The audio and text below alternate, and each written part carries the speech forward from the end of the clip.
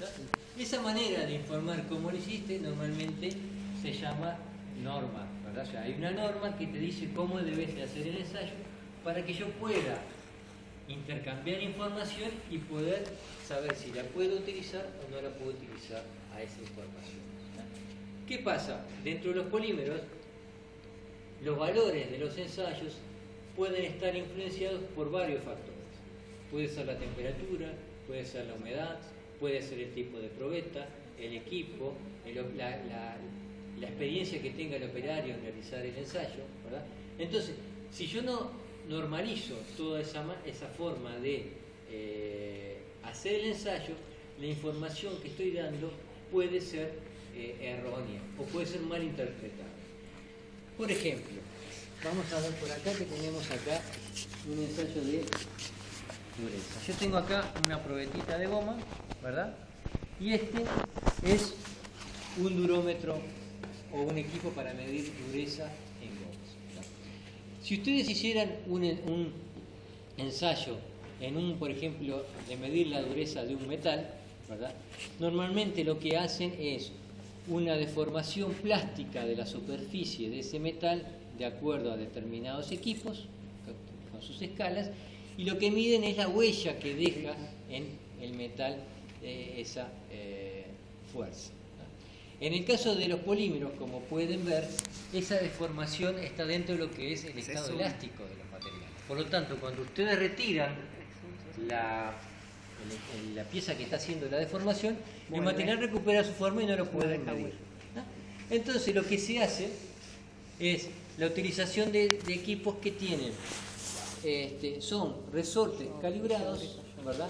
Que están asociados a un elemento. Si se llegan a agachar y mirar acá, es una punta, ¿verdad? Con determinada forma. Para cada tipo de material y durezas hay distintos tipos de punteros con distintas formas. La punta se llama indentor en el equipo, ¿no? Entonces tienen distintas formas, distintas fuerzas que aplicás con el resorte, ¿verdad? Y a su vez tenés masas para colocarle arriba para que haga determinada fuerza al momento de la medición. Lo que estás haciendo es midiendo la resistencia y la deformación que se aplica sobre ese material, en vez de la deformación que tú veías en un material como los metales. Por lo tanto, cuando yo aplico, ¿verdad?, este equipo y mido la dureza, ¿tá?, tengo una aguja que me marca la lectura del aparato, ¿tá? Entonces me está indicando que esta goma tiene una dureza de 49. ¿tá?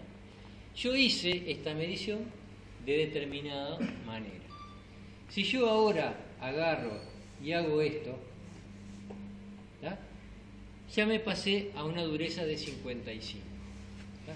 Y si hago esto, la velocidad cambia, ¿tá?, me voy hasta una dureza de 90.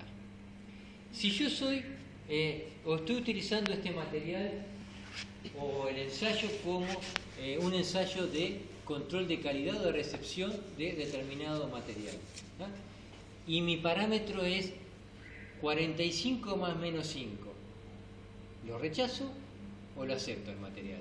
45, la primera cuánto le daba. 49. Cosa que no puedes. No, lo tenés que mejor tener más rechazar. datos, ¿no? No, lo que tengo que definir es Precisar. cómo tengo que hacer el ensayo de acuerdo a mi criterio. O sea, si yo digo 45 más menos 5, tengo que decir que lo hice bajo la norma tal en determinadas condiciones. Y esa norma me va a decir que yo, en vez de bajarlo rápido, lo tengo que bajar en determinado momento, o tengo que leer la lectura a determinado tiempo, ¿verdad? ¿Para qué? Para que yo pueda hacer la medición comparativamente y poder interpretarla, ¿verdad? Fíjense que en una escala de 0 a 100 yo puedo hacer una medición de 49 o de 90 con un mismo material, ¿verdad? Y eso se da en todas las áreas en las que aplicamos el tema de polímeros. Acá tenemos otro tipo de durómetro, ¿verdad? Tiene un resorte diferente, la escala sigue siendo de 0 a 100, ¿verdad? Pero para medir polímeros muchos más rígidos, ¿verdad? O más duros, como por ejemplo una resina poliéster como esta. En este caso, ¿verdad? Yo tengo que aplicar una fuerza. Si yo mido acá, por ejemplo, mido 39, aplico y mido 35 y mido, entonces, ¿qué pasa? Mi experiencia con el equipo me da un resultado bueno o malo para esa medición. ¿Qué es lo que pasa? ¿Qué es lo que se hace normalmente? En estos casos, no son tensión sobre en este tipo de casos, normalmente la norma te pide que hagas una medición mínimo 20 veces y saques el promedio. ¿Para qué? Para evitar todo lo que es la fuerza que uno pueda aplicar sobre esto. Hacé vos una medición.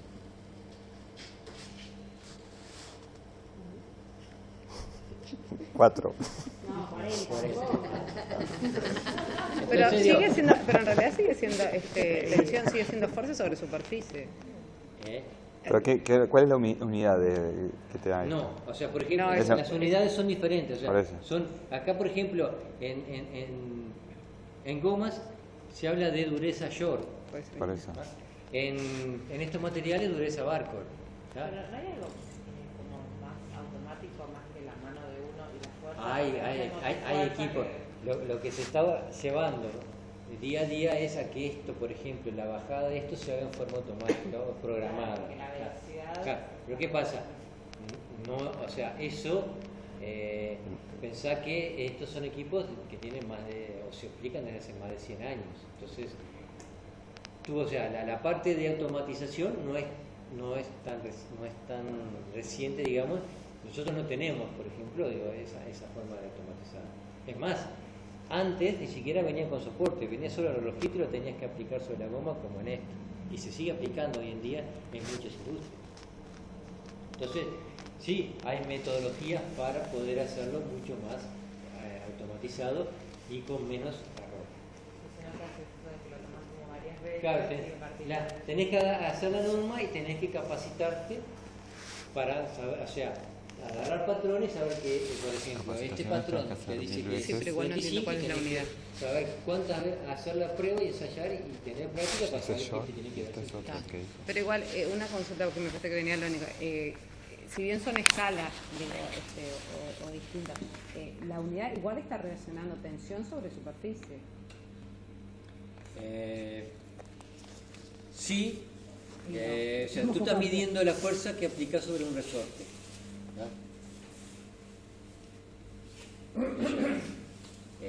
Tenés tensión. Si vos conocés el área De contacto con... pero, con- o sea, no se habla de tensiones. Es más, esta escala, yo te puedo medir diferentes escalas y no son No lineales. relacionadas. No son lineales.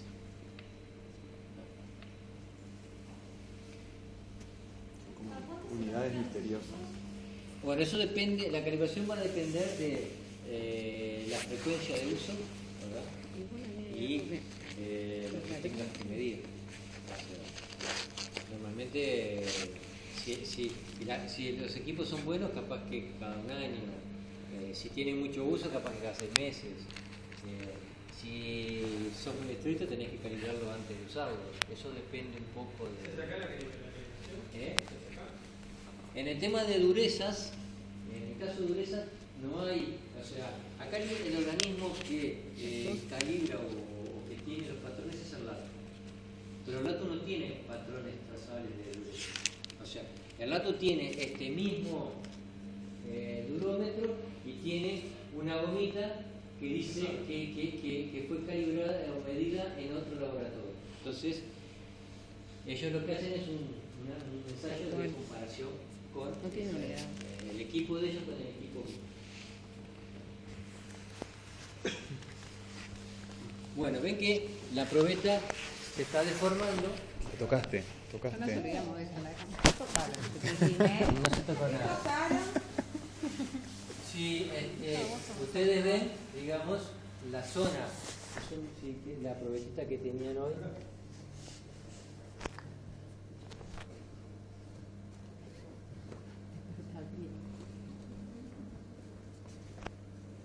Vean lo que se deformó, ¿verdad? La primera probeta, ¿verdad? Y lo que se lleva ya deformada esta probeta. ¿Ah? Vamos a seguir que siga estirándose hasta que se rompa. Otro ensayo que tenemos dentro de materiales poliméricos son los ensayos de envejecimiento.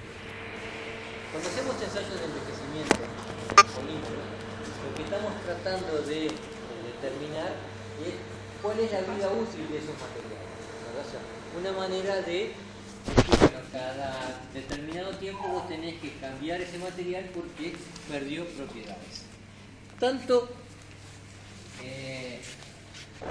dentro de lo que son ensayos de envejecimiento hay dos grandes áreas de envejecimiento. Los polímeros pierden propiedades por dos uno puede ser las radiaciones ultravioletas, ¿verdad? O sea, el sol tiene radiaciones las cuales son de suficiente energía como para producir la rotura de la cadena del polímero. Al yo romper la cadena del polímero, lo que estoy haciendo es bajando el peso molecular de esa molécula. Y al bajar el peso molecular, lo que estoy haciendo es bajando las propiedades mecánicas de ese material.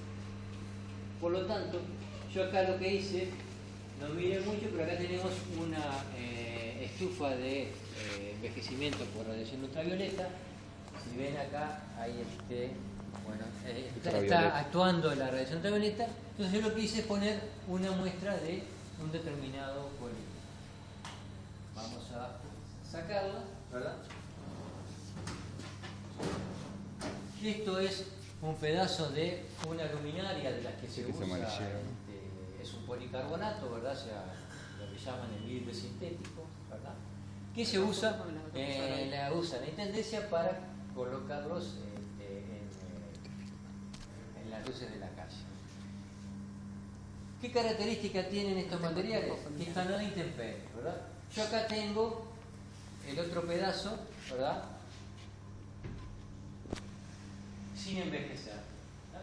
Cuando uno hace un envejecimiento, si quieren pasar para que vean, ¿tá?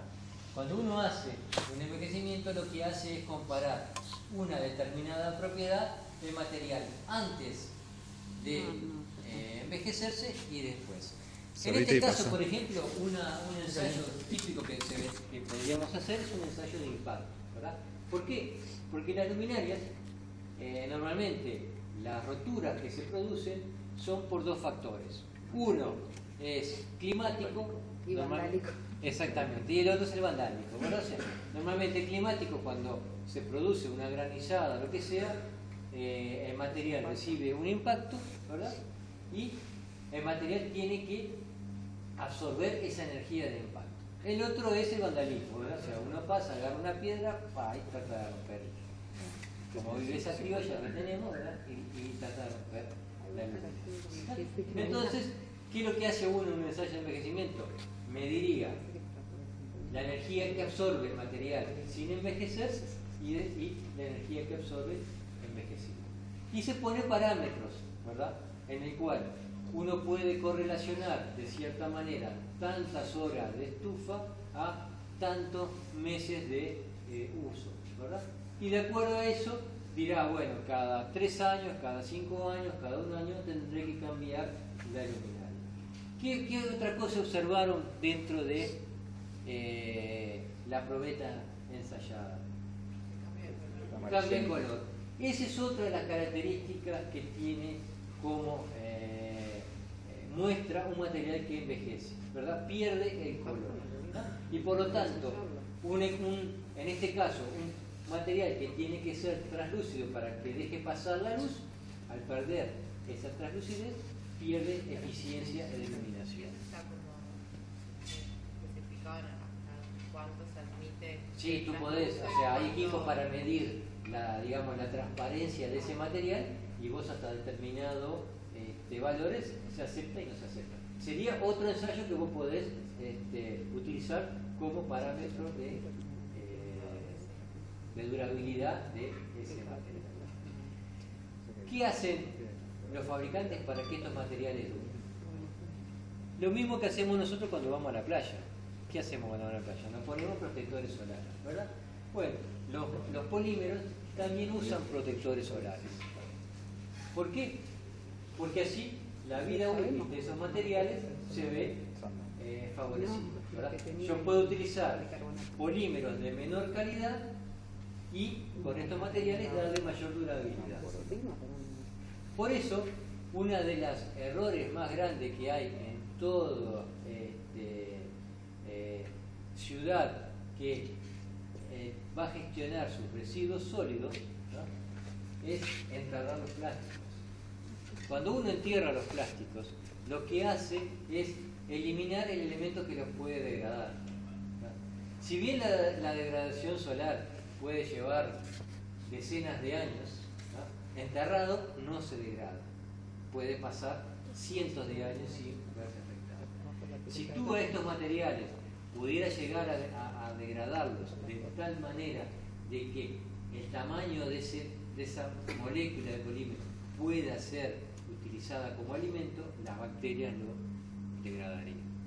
Hoy en día, los falsos llamados, porque en realidad no son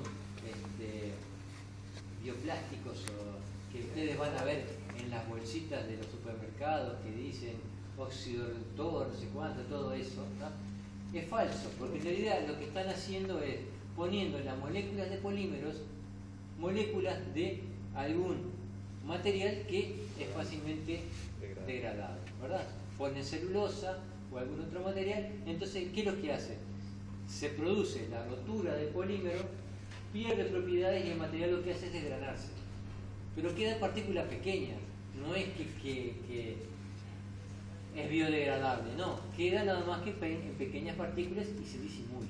Eso. Como no la ves, está. Exactamente. ¿Pero esas partículas son contaminantes o no? Son los mismos contaminantes que las partículas grandes, solo que no es lo mismo una bolsa que la ves en el pasto a que tú veas esa bolsa toda rota en pequeñitos papelitos, pedacitos, ¿verdad? Entonces pasa desapercibido. Eso es lo que estamos viendo hoy.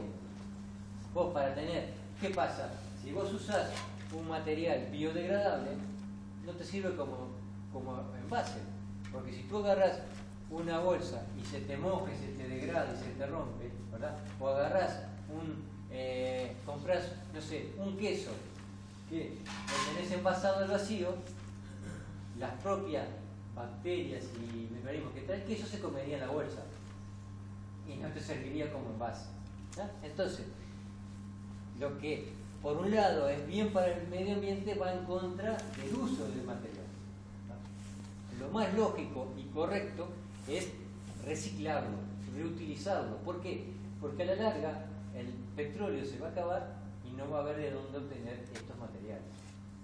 No te vas a poner a escarbar para juntar polietileno, ni vas a irte al océano a buscar todas las bolsas que andan flotando por el agua para poder utilizar. El otro ensayo que tenemos similar de envejecimiento es el que vemos acá, que es en estufa de circulación forzada de aire cálido.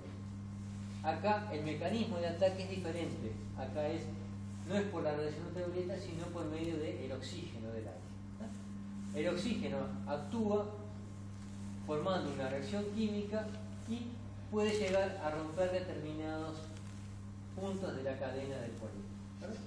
El efecto es igual al de la radiación. Al bajar yo las propiedades mecánicas, los pesos moleculares me bajan las propiedades mecánicas y la durabilidad del material.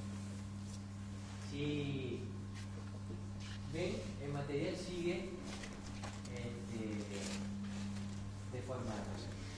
Entonces, vamos a ver otro ensayo que acá sí les voy a pedir, si pasan un poquito para allá, porque yo voy a tener que pasar con algo caliente.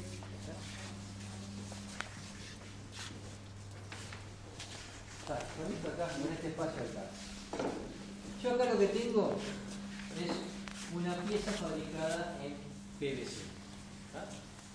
Como ven, es un material, todos lo conocen, es un material duro, rígido, ¿verdad?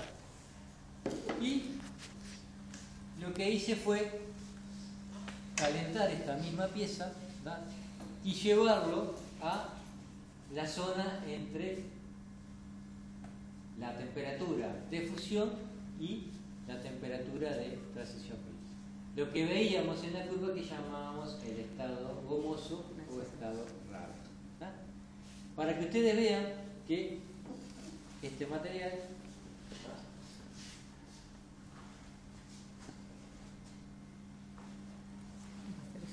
Ojo, mi madre.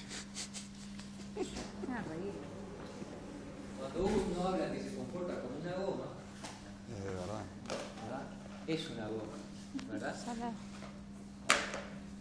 Y esto, yo acá lo estoy logrando aumentando la temperatura, ¿verdad? Yo esto mismo lo puedo hacer en este material agregando un plastificante como veíamos hoy. ¿Tá? Entonces, ¿qué pasa?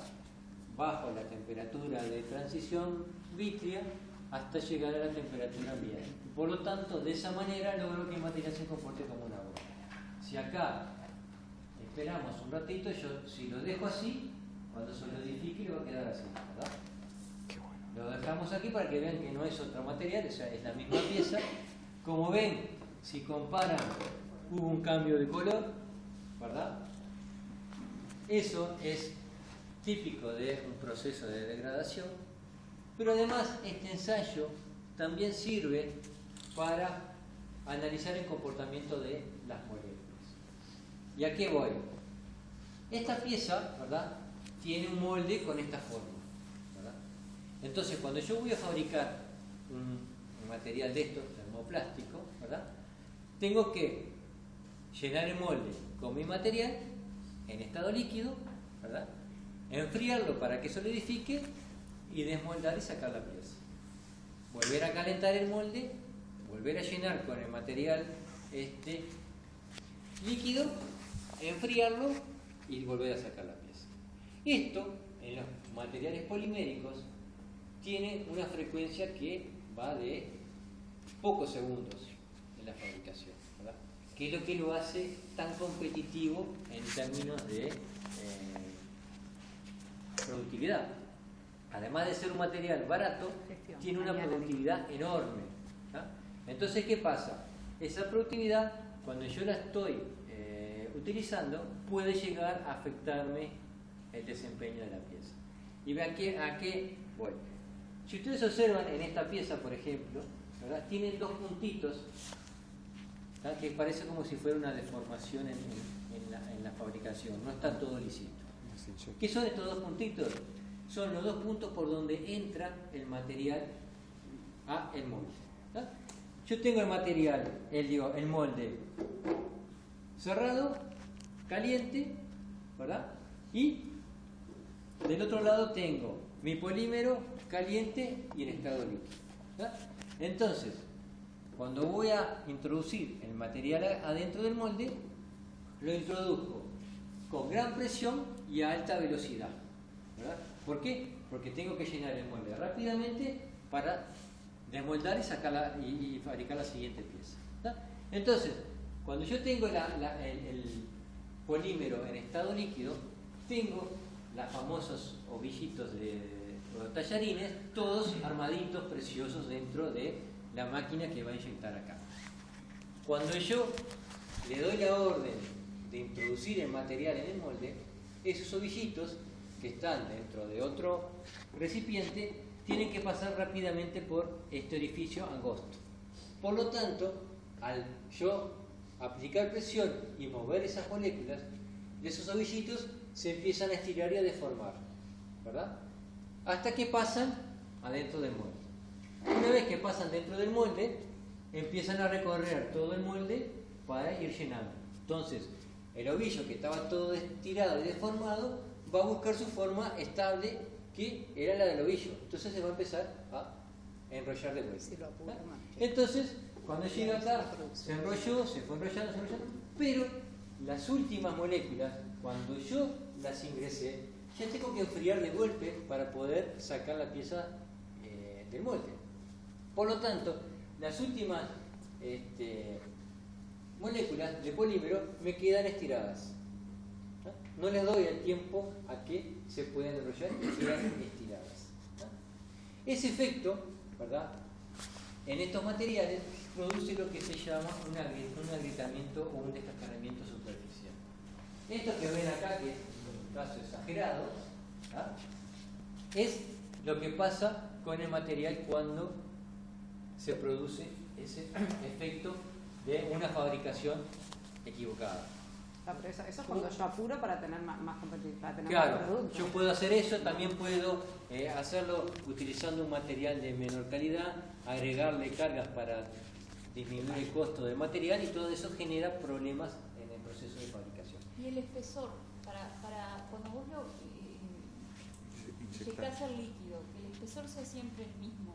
Es el No molde. molde. El El molde molde que tiene te la da. forma del espesor. El molde es Sí, Es son el dos. El molde es esta pieza, Tiene- una por dentro y otra por va fuera, y metiendo. te Sí. queda el huequito con los espesores. La posición de la inyección obviamente responde a no estar en el lugar más O sea, es complicado un que offset donde de- Claro. inyectarse, ¿no? Ahí va. Bueno, Era toda solo un una molde serie de proyectado. estudios para que tú obtengas o optimices la distribución del material, ¿verdad? Y que sea superficial tiene que ver porque son... Porque como o sea, el empezaron material en entra las acá últimas. y son las últimas que quedaron. ¿Ah? Si ¿Cómo llega ustedes... ese estudio? Contra la independencia del elemento excesivo. No, esto hay toda una serie de Para teorías llegar a de eso. elementos finitos que te permiten... No, para llegar a eso, a ese Esto lo ves, o sea, lo calentás, lo llevas como en este caso y lo enfrías como, fíjate, si tú ves acá, en esta llegas a ver algún pequeño, en este no y en este sí. Ajá. ¿Ah? Esto no era goma, ¿verdad? ¿Ah? Entonces, eso te permite, ¿qué pasa? Si yo este material, por X motivos, Ahí está más estirado. tiene que soportar temperatura, ¿verdad?, puede ocurrirme esto. Y al ocurrirme esto, puede que el material me falle. Sí, pero yo hay una cosa que yo entiendo lo que explicabas, pero igual, porque vos dijiste no, porque aparte una de las ventajas que tiene el hecho de enfriar, no entiendo por qué te podés dar cuenta ahí y no te podés dar cuenta acá. ¿Qué te está pasando? ¿Qué pasó eso? Porque cuando yo enfrío, dejo la molécula congelada en esa posición. Son tensiones residuales que quedan. Es como si vos tuvieras pequeños resortecitos que quedan estirados. Y yo los enfrié y los dejé congelados ahí, no los dejé volver. Cuando yo llevo, eso no vale. Cuando yo llevo este material a esta temperatura, lo que hago es permitir a esas moléculas que se liberen, se aflojen. Y entonces ellas se van a su forma de ovillito y producen ese agrietamiento, ese cascaramiento. Eso se da en un solo calentamiento, ya se ve. Sí, en un solo calentamiento. Si nosotros estamos fabricando por ¿Temperatura? ¿Qué temperatura es? y depende del material. En el caso de estos materiales son unos 150 grados. Genial. Exacto, tiene que ser una temperatura exacta, ¿no? Tiene que estar en el entorno, o sea, tú tienes que llevarlo al estado Temperatura Cosa. Claro. Sí, si yo esto me lo paso a temperatura, lo llevo a estado líquido y no pude medir nada. Y si lo llevo muy bajo, no le doy la movilidad suficiente a las moléculas como para que actúen y puedo estar pensando que está bien cuando no lo está. O sea, te traen una sola muestra y ya lo puedes ver. ¿O te No, traen que la traer norma te va a tenés que decir ensayar por lo cuántas menos. muestras tenés que ensayar, a qué temperatura para cada material. El color distinto, porque después aquel vuelve a este color. ¿O? No. O sea, ahí tuviste un problema de color porque tú estás haciendo un ataque sobre el material, además de el tema de analizar ese otro problema. Está bien, este no pasó. Porque son, o sea, Es otro material. tú tenés, de repente este material tiene mucho más protección que el otro, o tiene un polímero diferente que el otro, o sea... Pero cambió de color por consecuencia de que le aplicaste calor para llevarlo Claro. a la Pero ese también le pidió calor. Claro, yo también Sí, se le pero aplicó, lo que le pasó. dice él, pero la calidad de material puede ser diferente, puede no cambiar el color, ¿no? Supónganse, fíjense este mismo caso, pero yo estoy fabricando un tubo, no una pieza. El tubo, cuando yo lo fabrico, tengo el material líquido de un lado, ¿no?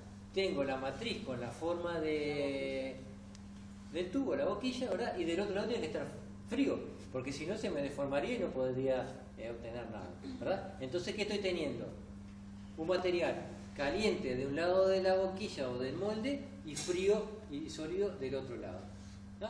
Por lo tanto, cuando yo estoy haciendo fluir el material por esa ranura, ¿verdad? Estoy orientando todas las moléculas en el sentido de fabricación del tubo.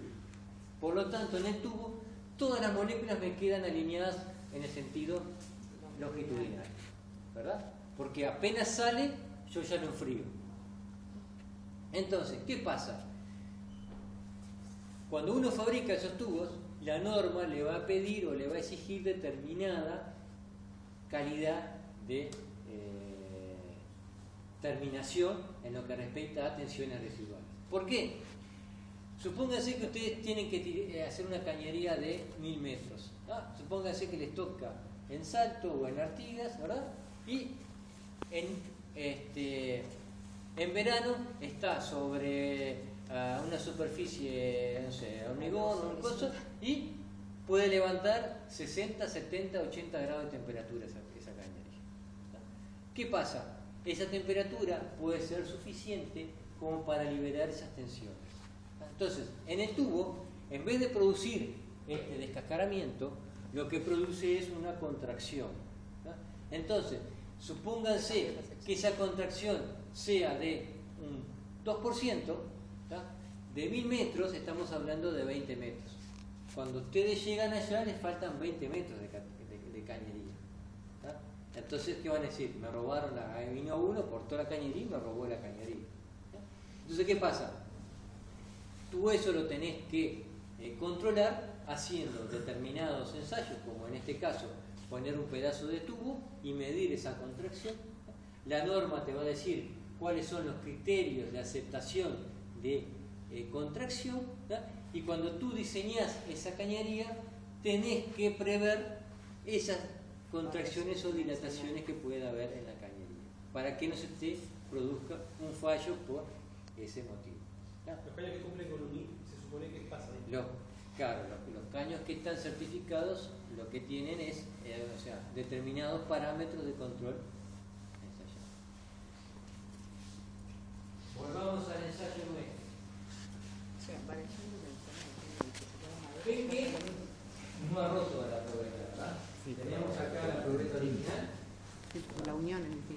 La rompió y dice, y Los chetos de la material. observan de característico, ¿verdad? En el material que se está ensayando. El color. Cambio de color. Cambio de color, ¿verdad? Y no lo vi. Más opaco, ¿verdad? Que este otro, ¿verdad? Acá más o menos se puede ver el dedo y acá no lo llegas a ver. ¿Qué les parece que puede estar pasando de que hay un cambio de color? Están más juntos las cadenas. Exactamente, lo que estamos haciendo es pasando un material que es amorfo, ¿no?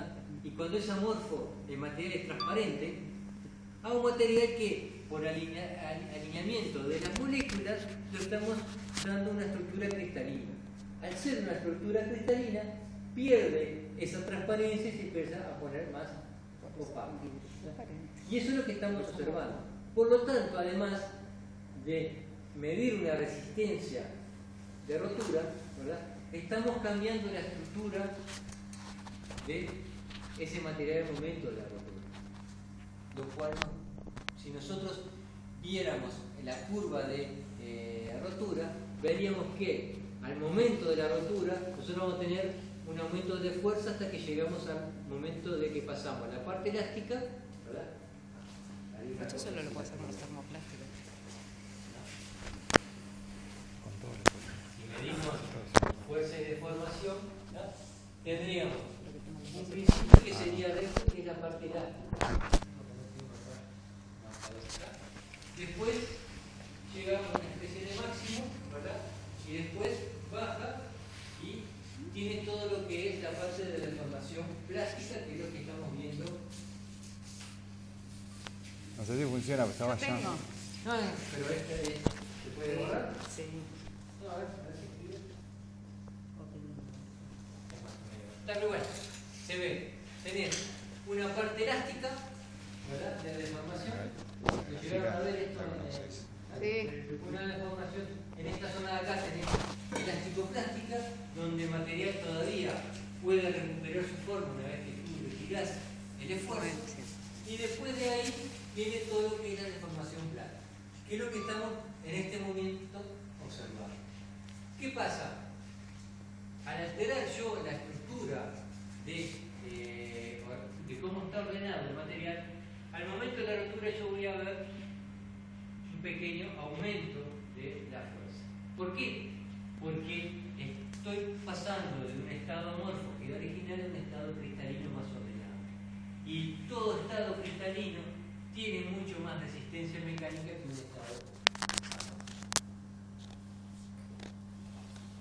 Eso solamente con los termoplásticos. Yo puedo hacer la graficación para que se las tome, pero encima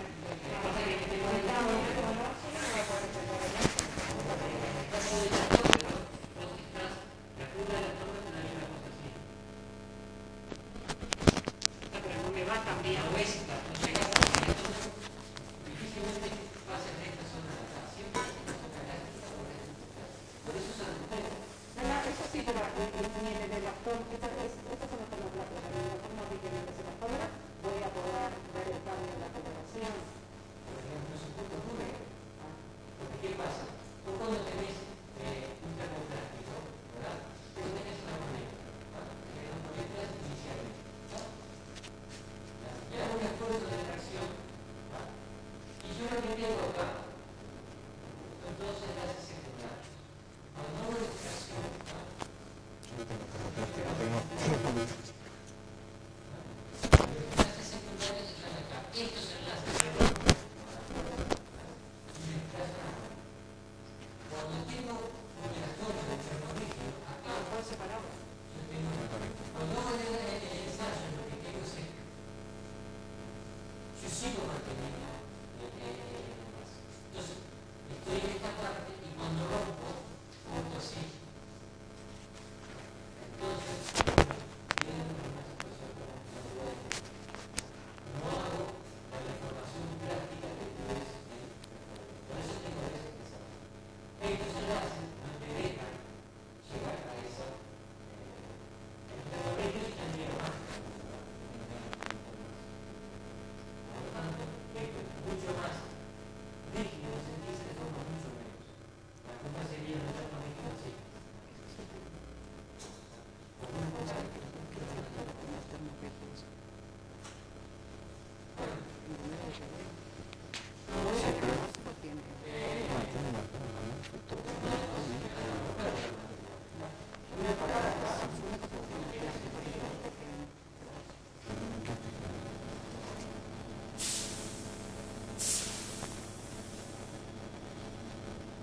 Yo lo que quiero que vean una probeta. Ahora, retomando el tema de cómo se hace la batalla, supónganse que yo como ingeniero tengo que hacer,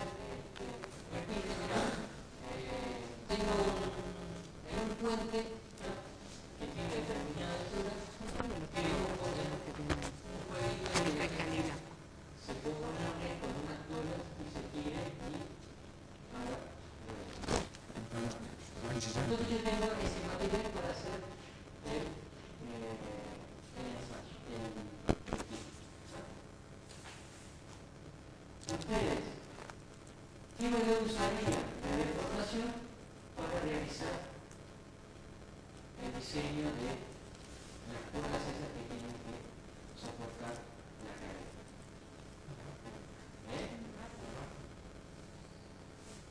Más rápido. O sea que si yo me tiro con ese criterio, o se rompe o no se tira, no se deforma nada y llega al nene perfecciona lo que hizo. Si no se rompe, solo va a romper la costilla. No te mojas. Entonces no me sirve ese. Un solo. Para el otro, capaz que me tiro y no frené nunca. piso, no solo las costillas, sino que me rompo todo, ¿verdad? Entonces,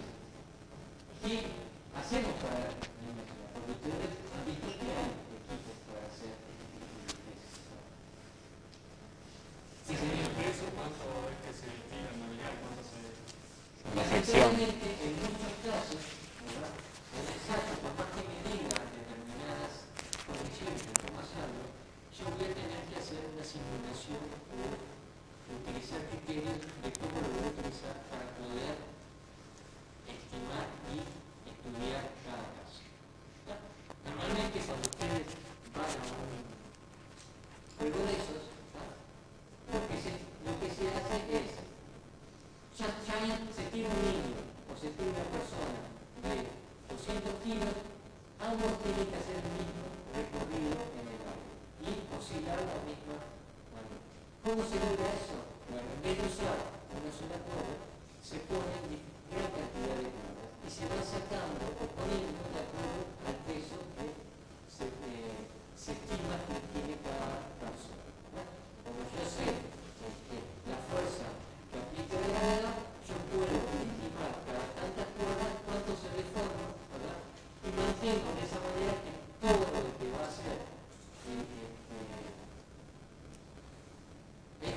se va a tirar, haga el mismo o se divide de la misma manera. Si no, uno se divide hasta allá abajo y otro que vaya allá arriba y no se divide. Entonces, en el caso de los polímeros, tenemos esa particularidad que muchas veces, para poder aplicar la vuelta posible corta, hay que hacer una prueba y simular las condiciones del ensayo, porque si no, el valor que te dan es un peso